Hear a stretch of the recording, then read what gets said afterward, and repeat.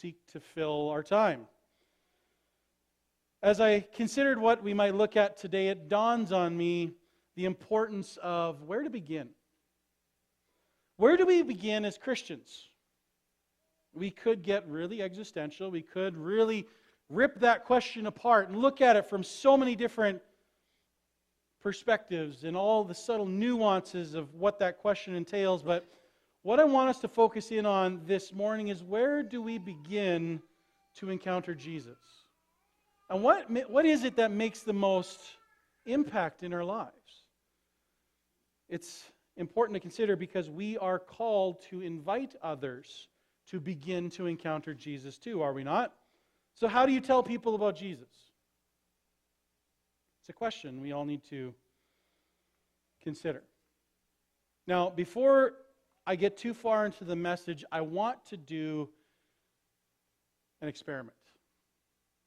I didn't do a children's feature this morning because this object lesson is not just for the kids, it's for the whole church. I originally got the idea from a book by Ken Davis, a Christian comedian who some of you might be familiar with, and if you aren't, he's a really funny guy. But he wrote a book that I read back in my youth pastoring days titled How to Speak to Youth and Keep Them Awake at the Same Time. And he described this experiment, and I thought, wow, this is really fascinating. And it's really risky to try to do, but I've done it before, and it's sort of worked, and I want to try it again today.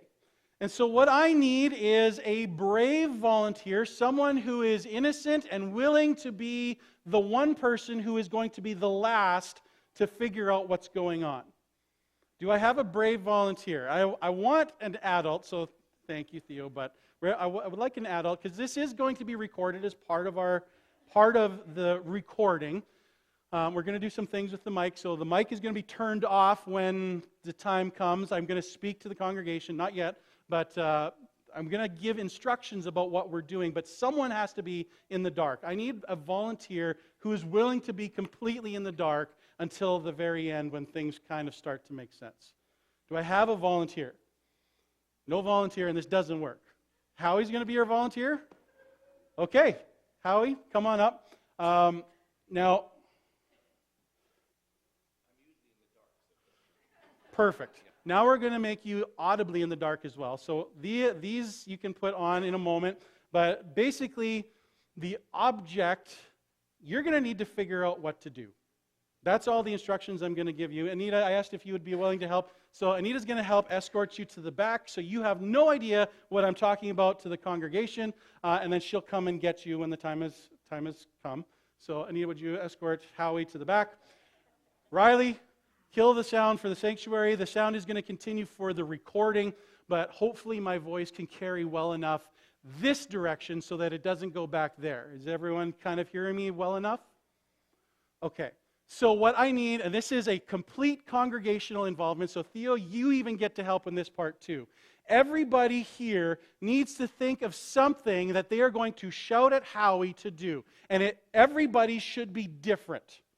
Okay? If we get a couple that are the same here and there, that's okay. But everyone, don't partner up and be like, we're going to tell him to do this. But what's going to happen, we're going to invite him to come back in, and you're all going to shout what you want him to do. Okay? We're going to give them a few seconds to figure out what it is. Is everyone clear on that? Does everyone have an idea of what they're going to shout at Howie to do? Is anyone confused about what we're doing? Kathy? A simple thing. It could be like, do a jumping jack. It could be like, do a windmill with your arms, like pat your tummy, rub whatever that one is, you figure out what you want to get him to do, and your objective, each and every one of you, is to shout at Howie and get him to do that thing. Is that clear? There's a few stages to this. This is stage one.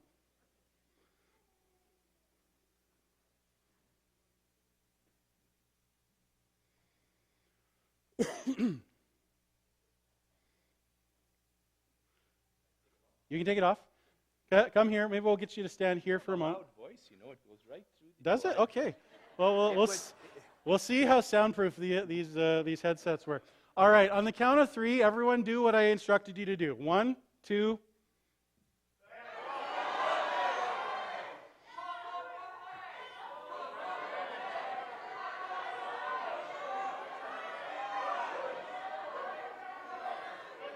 Okay, I'm going to give you these. You can put it back on. Anita will escort you back. We're going on to phase 2. I thought this was a Baptist church, not a Pentecostal church. We'll figure that out as we go.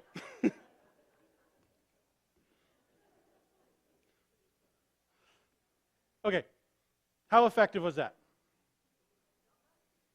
Not very, right? All right, one thing I didn't tell you is I have a secret plant in our congregation, someone who is instructed to give some instructions, and that is the objective of what needs to happen for this to be a success. Bernie, would you come up? Now, did you decide to stick with what I suggested? Okay, so for this to be a success, the instructions I gave Bernie, and the one that he's been shouting out instead of some random thing, he's been giving what I've told him to, is how he needs to go and high-five the people in the sound booth.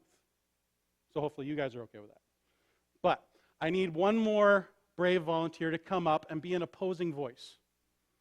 Again, let's stick with the adults just for recording purposes. I need another brave volunteer, and you're going to stick with what you said, and everybody else, you're going to do the exact same thing you did before. It's just this phase, we're having 2 people in close proximity, one with the objective message and someone with a competing one. So if you chose to say, go high-five the people in the sound booth, it's not you. Okay, do I have a volunteer with their thing? Lassa? Is that you, or is that your son? Okay.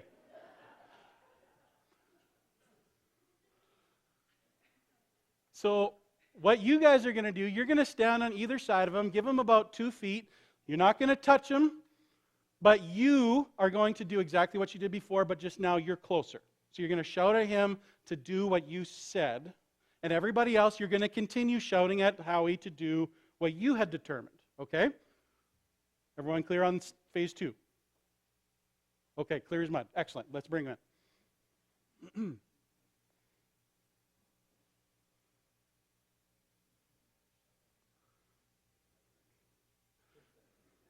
Okay, Howie, we're giving you another shot at figuring this out. I'll step over here. Okay, and 1, 2.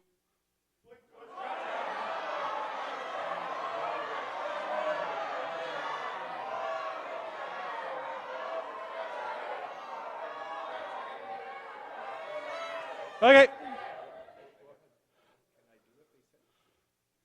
Have you figured out what you're doing? Interesting. Okay, let's try this one more time. Earphones on. Back with Anita. Okay, we're going to keep you up here for a moment. Yep. Didn't have the earphones on when he went back there, so I couldn't speak too soon. All right, we're good? Yeah. We can't have him cheat. Okay. So 2 voices in close proximity. He had an idea, at least 2 things that he's supposed to do. Now, the one difference between this phase and what just happened is Bernie, I'm going to allow Bernie to put a hand on the shoulder, a gentle touch. He's not shoving him where he's, but that's it. That's the only difference. You're going to do the exact same thing. You're going to do the exact same thing. Clear? Okay, let's bring him in.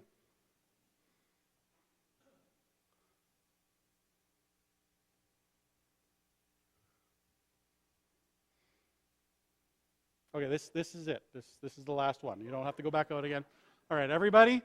1, 2.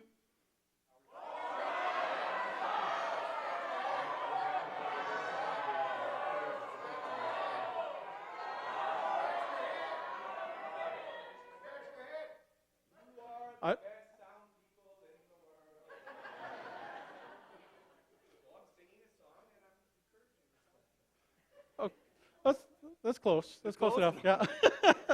Excellent. All right. Thank you very much. Can we get a round of applause for our brave volunteers, especially Howie? Thank you so much. Okay, sound back on for the sanctuary. So what happened? We had 3 phase a social experiment. Step one, everybody was just shouting things. And Howie, how much of an idea did you have of what you were doing? Everyone's shouting at you. How would that feel? Confusing. Confusing. Phase 2, we had 2 people in closer proximity. What did that do to change? Less confusing, but still not sure what to do. Now, what made the difference in the third one? How did you decide?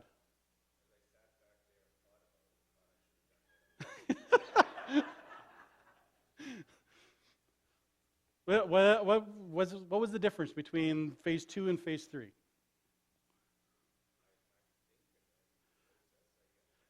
Interesting. He didn't even notice the subtle difference. Bernie, what was it?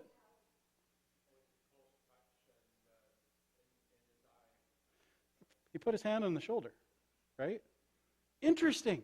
Interesting how that works. And how he didn't even pick up on the touch, and yet somehow he knew it wasn't Lasse's thing. What was your thing, by the way? Sing a song. Oh, so he was kind of doubling down. Interesting. Interesting. But so the objective for those that might not have heard the first time was he was supposed to high five the sound booth people. So he serenaded them. That's close, I guess. Kind of combining the two. But the touch actually got him going in the right direction. It's really interesting. Now, what was the purpose of all of this? Where do we begin to tell people about Jesus?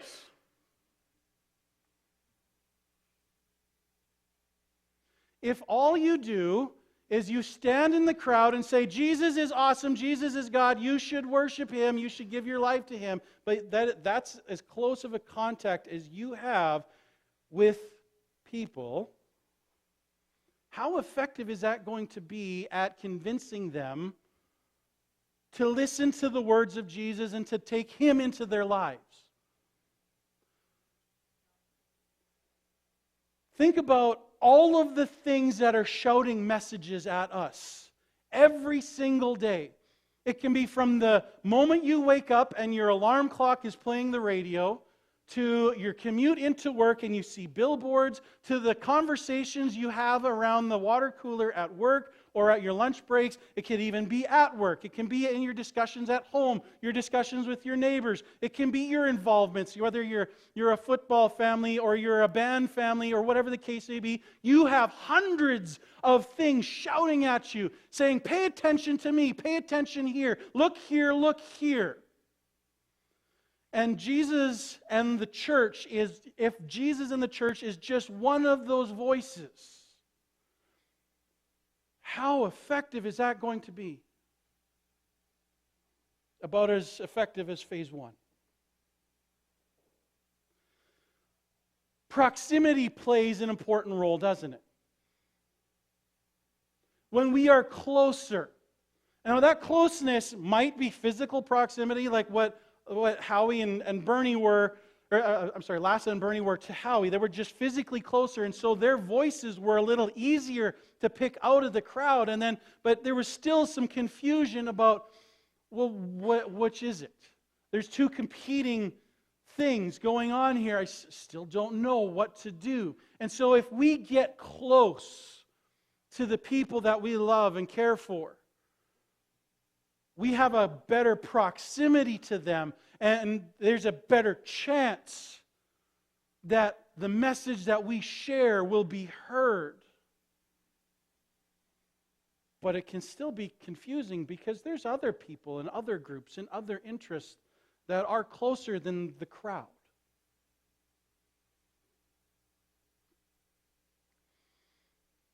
But the subtle difference of a loving touch, a hand on the shoulder, not just proximity, but someone who is there, can make all the difference in the world, because through that touch, it might be physical touch, but I would say probably what it is compassion. A genuine, heartfelt compassion for the people that we're reaching out to, a love and concern for the souls of the people who need to hear the gospel message. If the people we're telling the truth about Jesus to pick up on the fact that we're not just a voice distant in the crowd. We're not even just someone in closer proximity. We are there for them, concerned about them. That will make all the difference in the world. So where do we begin as we consider how we as Christians share the gospel? What was it that made us choose Jesus out of all of the voices that were shouting at us? Maybe it was a loved one. It was probably a loved one way or another. Maybe it was a Sunday school teacher. It might have been a Billy Graham thing on TV or some other evangelistic outreach event. What was it that reached out to us? What made us seriously consider it? And then how can we begin to take that to other people? Are we just going to be one voice in the crowd trying to shout at everyone about how Jesus is the better way? Are we going to get closer? Befriend the people that we're trying to reach out to. That will help. How are we going to show that we actually genuinely love and care for them? Because that's the part that I believe will make the biggest difference. There's a beautiful scripture that illustrates this. John chapter 4. It's a story of a woman at a well. John chapter 4. I'm going to read the first 26 verses. And listen for this. And you tell me, is Jesus a voice in a crowd? Is he someone who's close by? Or is he even closer than that? It says this, now Jesus learned that the Pharisees had heard that he was gaining and baptizing more disciples than John, although in fact it was not Jesus who baptized, but his disciples. So he left Judea and went back once more to Galilee. Now he had to go through Samaria, so he came to a town in Samaria called Sychar, near the plot of ground Jacob had given to his son Joseph. Jacob's well was there, and Jesus, tired as he was from the journey, sat down by the well. It was about noon. When a Samaritan woman came to draw water, Jesus said to her, will you give me a drink? His disciples had gone into town to buy food. The Samaritan woman said to him, you are a Jew and I am a Samaritan woman. How can you ask me for a drink? For Jews do not associate with Samaritans. Jesus answered her, if you knew the gift of God and who it is that asks you for a drink, you would have asked him and he would have given you living water. Sir, the woman said, you have nothing to draw with and the well is deep. Where can you get this living water? Are you greater than our father Jacob, who gave us the well and drank from it himself, as did also his sons and his livestock? Jesus answered, everyone who drinks this water will be thirsty again, but whoever drinks the water I give them will never thirst. Indeed, the water I give them will become in them a spring of water welling up to eternal life. The woman said to him, sir, give me this water so that I won't get thirsty and have to keep coming here to draw water. He told her, go, call your husband and come back. I have no husband, she said. Jesus said to her, you are right when you say you have no husband. The fact is, you have had 5 husbands, and the man you now have is not your husband. What you have just said is quite true. Sir, the woman said, I can see that you are a prophet. Our ancestors worshipped on this mountain, but Jews claim that the place where we must worship is in Jerusalem. Woman, Jesus replied, believe me, the time is coming when you will worship the Father neither on this mountain nor in Jerusalem. You Samaritans worship what you do not know. We worship what we do know, for salvation is from the Jews. Yet a time is coming and has now come when true worshipers will worship the Father in spirit and in truth, for they are the kind of worshipers the Father seeks. God is spirit, and his worshipers must worship in the spirit and in truth. The woman said, I know that Messiah, called Christ, is coming. When he comes, he will explain everything to us. Then Jesus declared, I, the one speaking to you, am he. Excuse me. The scene is simple. Jesus sits by a well in Samaria while his disciples go into town to buy food. We're reminded about the strained relationships between Jews and Samaritans because it factors heavily into the story here. As Jesus sits there, a woman comes to draw water, and as she does, Jesus asks her if she can get him a drink while she's at it.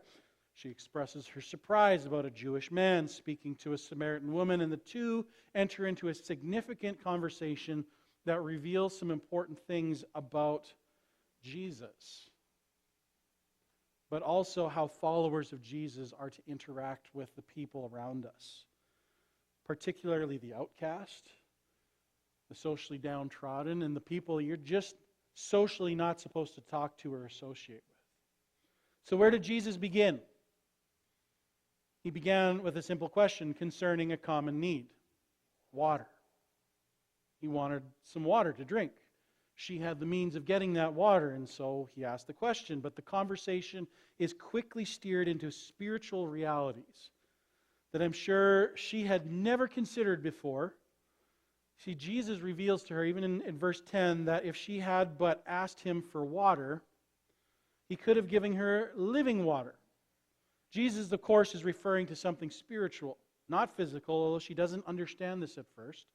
After being told that whoever drinks this living water will never go thirsty, the woman sees an opportunity. She's still kind of missing that spiritual component. She's like, this is convenient. I'll never have to come for another drink of water. It's convenience, sheer convenience. Jesus tells her, go and bring your husband. It's interesting how the conversation takes these radical, sharp turns. Go and bring your husband.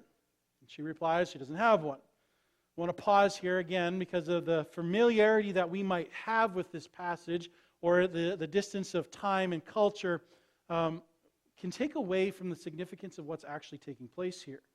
Jews don't talk with Samaritans. Men don't talk with women unless they're married or engaged, and there's a larger social thing going on. So an unmarried Jewish man speaking to a Samaritan woman was layers of cultural taboos that were being broken all over the place. But truth be told, Jesus did that frequently when it came to cultural rules that overwrote the actual ones that God had put into place. Think about how often Jesus butted heads with Pharisees and the extra rules that they had crafted. In our series through Exodus that we've been going through and will continue in the coming weeks, we've been working towards God's establishment of His law, the Ten Commandments, and the expectations that God has for the people. Jesus followed those rules. But the extras that were put into place, the Pharisees like to hypocritically enforce. Things particularly regarding what you can and cannot do on the Sabbath, for instance. Jesus had no problem shattering the expectations because they weren't the rules, they were extras thrown on. Initially, the intention was to safeguard and just kind of build a fence, a hedge of protection around breaking the rules so you don't get close, but it became a problem. Jesus has no problem talking with this woman, shattering these cultural taboos, because she needs to hear God's word for her life. So where do we begin? Speaking of cultural expectations, and one that still sits uncomfortably today, Jesus kind of addresses the issue of divorce and remarriage when he prophetically talks about her checkered past with many different men and says that she had, past tense, 5 husbands, and the current man she is with is not her husband. The declaration of a hidden truth completely breaks open the floodgates for conversation, because now she knows that she's talking with someone. This isn't just an ordinary guy. Initially, she thinks that he is a prophet, but Jesus corrects this later on. In the meantime, she asks a question that perhaps has been burning in her heart. Where do you worship? If you're a holy man, maybe you can answer this question. I've had it for some time. Where do you worship? We Samaritans worship on this mountain. You Jews seem to think that the temple is the only place it can be done. Do we have to go there, or is the mountain good enough? Jesus uses the opportunity to teach her that worship is not about where, it is about who. It was important for Jewish people to worship in the synagogue, and in particular the temple and the tabernacle. But Jesus is foreshadowing a time that He is ushering in Himself, where such things will be done away with. It's possible He has in mind the fact that several decades down the road, the temple itself would be destroyed. It's possible that was in his mind as he told her what he said, but basically, he said, we live in an age that we don't need to make a pilgrimage to Jerusalem in order to be found faithful. We're told that our worship is valid so long as we worship what Jesus says as in spirit and in truth. Our worship of God must be sincere and it must be directed to God. It should be undistracted by the things of this world. Cam preached on worship last Sunday, and it was not that long ago that we dealt with a section in Exodus that touched on that topic as well. Worship of God should be done very intentionally. Now, in response to this, the woman then begins to ask questions about the prophesied Messiah, which Jesus promptly tells her, the one speaking to you, I am he. Now, how often does he do that in Scripture? If you've read the Gospels, how open is he about his role as the Savior, as the Messiah? It's kind of a rare occurrence. It seems like it happens more with foreigners than with Jews. But here he just outright tells her, yeah, I'm the Messiah. You're waiting for the Messiah? That's me, the one speaking to you. Just in case there's any confusion and it's just them there. This is the guy. I'm the guy, Jesus is telling her. I want us to skip down a little bit. Verses 39 through 42. There's a little scene in between where the disciples come back and they have a conversation about things. But this is the impact of this encounter Jesus has with the woman. Starting in verse 39. Many of the Samaritans from that town believed in him because of the woman's testimony. He told me everything I ever did. So when the Samaritans came to him, they urged him to stay with them, and he stayed 2 days. Because of his words, many more became believers. They said to the woman, we no longer believe just because of what you said. Now we have heard for ourselves, and we know that this man really is the Savior of the world.